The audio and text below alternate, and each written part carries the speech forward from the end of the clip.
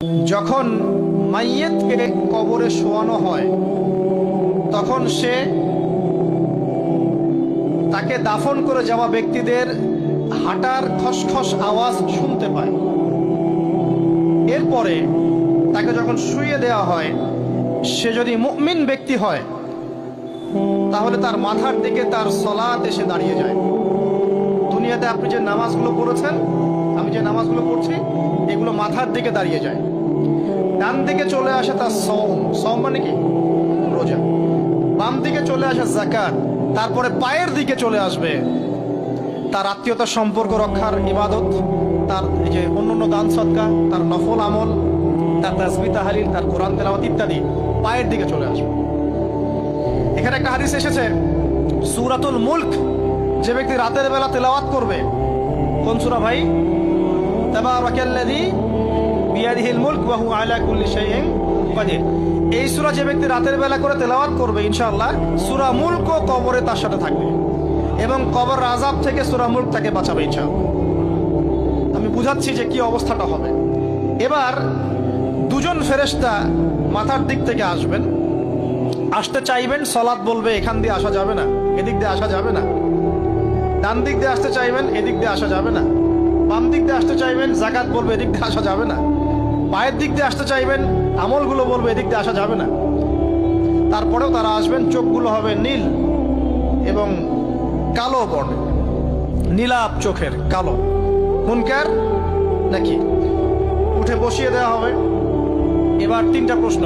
প্রথমে প্রশ্ন হচ্ছে কি, মান রব, তোমার রবকে? তখন মুমিন বান্দা বুক ফুলিয়ে বলবে রব্বি আল্লাহ, আমার রবকে আল্লাহ। পৃথিবীতে যে ব্যক্তি আল্লাহর সাথে শিরিক করে নাই, আল্লাহ তাওহীদের উপর থেকেছে এবং তার উপরে মৃত্যুবরণ করেছে, ইনশাআল্লাহ সে ব্যক্তি এর উত্তর নির্দ্বিধায় দিতে পারবে ইনশাআল্লাহ। আর দুনিয়াতে যে বা যারাই আল্লাহর সাথে শিরিক করবে, আল্লাহর সাথে শিরকের পাবে লিপ্ত হবে, ওই অবস্থায় মারা যাবে, তাওহীদের উপর থাকবে না, কোশ্চিন কালেও মান রব্বুক উত্তর দিতে পারবে না। তারপরে প্রশ্ন হয়ে যাবে মা দীনুক, তোমার দিন কি ছিল? মুমিন বান্দা উত্তর দিবে কি? দিন ইয়ান ইসলাম, আমার দিন ছিল ইসলাম। এখানে শুনে রাখেন, পৃথিবীতে যারা ইসলামকে পরিপূর্ণরূপে পালন করবে তারাই এই উত্তর দিতে পারবে ইনশাআল্লাহ। যারা ইসলামকে ঠাট্টা বিদ্রুপের হাসি তামাশার পাত্র বানিয়েছে, মন চাইলে কিছু করি, মন চাইলে কিছু করি না, সহজগুলো একটু আমল করি, বাকি কিছুর আমল ধারি না, হ্যাঁ, নামাজ পড়ি, সুদ ছাড়তে পারি না, ঠিক আছে, বছর বছর ওমরা করি, এদিকে ঘুষ দুর্নীতি ছাড়তে পারি না, ইসলামকে ঠাট্টা তামাশার পাত্র বানিয়েছে, এরা কোশ্চিন কালে উত্তর দিতে পারবে না মা দীনুক। দিনে পরিপূর্ণরূপে ইসলামে প্রবেশ করতে বলেছেন আল্লাহ রাব্বুল আলামিন। যারা পরিপূর্ণরূপে ইসলামে প্রবেশ করবে এবং ইসলামের প্রতিটা মৌলিক বিধান মেনে চলবে, ইনশাআল্লাহ তারা এর উত্তর দিতে পারবে। এরপরে আসবে তৃতীয় প্রশ্ন। নবী সাল্লাল্লাহু আলাইহি ওয়াসাল্লামকে দেখানো হবে। যখন দেখানো হবে তখন সূর্য যখন ডুবে যায়, যে দৃশ্যটা আমরা দেখতে পারি না, ওই দৃশ্যটা ভেসে উঠবে এবং মুমিন বান্দা অস্থির হয়ে যাবে, বলবে আমাকে ছেড়ে দাও, আমি নামাজ পড়বো। সুবহানাল্লাহ। তার কারণ তার কাছে মনে হবে যে আসরের ওয়াক্ত হয়ে গেছে, আসরের ওয়াক্ত হয়ে গেছে, আসরের ওয়াক্ত চলে যাচ্ছে, আমাকে নামাজ পড়তে হবে। চিন্তা করেছেন? ওই যে একটা হাদিস আছে না, যে 7 শ্রেণীর মানুষকে আল্লাহ রাব্বুল আলামিন আরশের ছায়া দিবেন। তার মধ্যে এক শ্রেণীর মানুষকে, যার অন্তর মসজিদের সাথে ঝুলে থাকে, তার মন মসজিদের সাথে ঝুলে ছিল, এই সূর্য ডুবে গেল বলে আমাকে ছেড়ে দাও, আমি নামাজ পড়তে যাব। তখন ফেরেশতারা বলবেন তোমাকে নামাজ পড়তে দেয়া হবে, তবে তার আগে তুমি এর উত্তর দাও। কি উত্তর? এই ব্যক্তির দিকে তাকাও। তখন নবী সাল্লাল্লাহু আলাইহি ওয়াসাল্লামকে দেখানো হবে, সাল্লাল্লাহু আলাইহি ওয়াসাল্লাম দরুদ পড়বেন। বলা হবে যে এই ব্যক্তির সম্পর্কে তোমার কি ধারণা? মান হাযা রাজুলু বুইসা ফীকুম, এই ব্যক্তি কে, যাকে তোমাদের কাছে পাঠানো হয়েছিল? মুমিন ব্যক্তি নির্দ্বিধায় বলে দিবে যে তিনি হচ্ছেন আমার নবী মুহাম্মদুর রাসূলুল্লাহ সাল্লাল্লাহু আলাইহি ওয়াসাল্লাম। দেখুন, পৃথিবীতে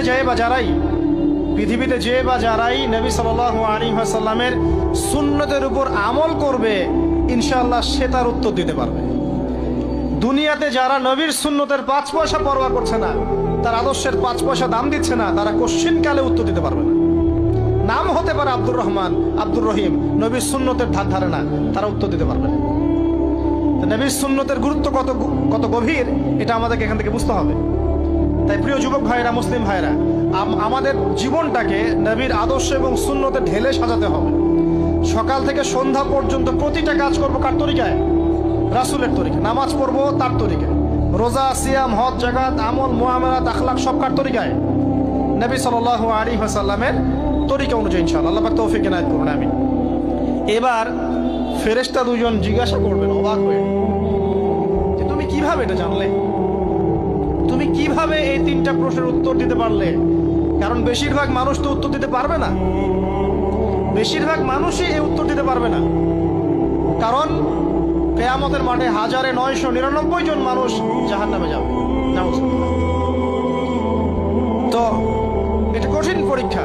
আল্লাহ রাসূল সাল্লাল্লাহু আলাইহি ওয়াসাল্লাম বলেছেন যে নিশ্চয়ই তোমাদেরকে এখানে পরীক্ষায় ফেলা হবে, আর তোমরা যদি এই পরীক্ষা জেনে তোমাদের মৃতদেরকে দাফন করা থেকে বিরত না থাকতে, তাহলে আমি তোমাদেরকে শুনিয়ে দিতাম কবরে কেমন পরীক্ষা হয়। মানে যদি আমরা শুনতে পারতাম যে কবরে কেমন পরীক্ষা হয়, আমরা ভয়ে আমাদের মৃতদেরকে দাফন পর্যন্ত করতাম না। এটা নবীজি বলছেন সাল্লাল্লাহু আলাইহি ওয়াসাল্লাম।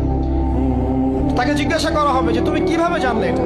বেশিরভাগ মানুষ তো পারে না উত্তর দিতে। তখন সেই ব্যক্তি বলে বসবে, সেই ব্যক্তি বলবে যে করাতু কিতাব আল্লাহ, আমি আল্লাহর কিতাব এই কোরআন পড়েছি। মুমিন বলবে আমি আল্লাহর কোরআন পড়েছি, ফাআমানতু বিহি, আমি এর উপর ঈমান এনেছিলাম, ওয়া সাদ্দাকতু, এবং সত্যায়ন করেছিলাম। অতএব দুনিয়াতে যারা দিনের জ্ঞান অর্জন করছে না, কোরআন পড়ছে না, হাদিস পড়ছে না, পড়াশোনার চেষ্টা করছে না, জানার চেষ্টা করছে না, কবরে পার পাওয়া ডিফিকাল্ট আছে। এটা একটা অন্যতম প্রশ্ন। আমরা কিন্তু মনে করি তিনটা প্রশ্ন হচ্ছে, আসলে প্রশ্ন হচ্ছে কয়টা? 4টা। তিনটার পরে আরো একটা এক্সট্রা। কিভাবে জানলে? তখন উত্তর দিচ্ছে আমি আল্লাহর কিতাব পড়েছি, ঈমান এনেছি,